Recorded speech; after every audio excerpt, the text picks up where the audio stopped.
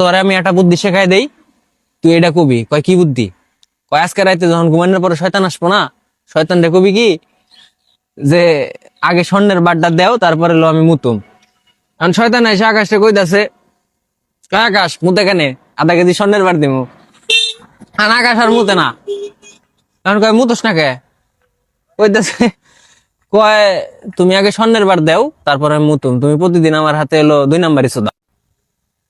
কারণ কয় আমার কাছে তো আসলে স্বর্ণের বার নাই রে, স্বর্ণের বার হলো রাজার বাড়িতে রয়েছে, রাজার বাড়িতে চুরি করে আনা লাগবো।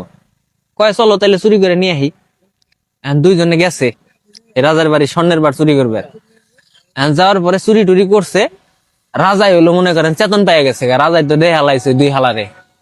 দেহার পরে দিছে ধাওয়া, মনে করেন মাঠ ঘাট পথ প্রান্তর সব পার হয়ে আকাশ এক জোরের মধ্যে যা খারাইছে, অনেক বনের মধ্যে।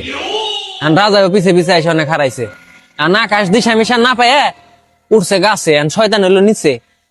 এখন শয়তান আকাশে কইতাছে, ওই আকাশ তুই তাড়াতাড়ি হইলো রাজার মাথার মধ্যে আইগা দে।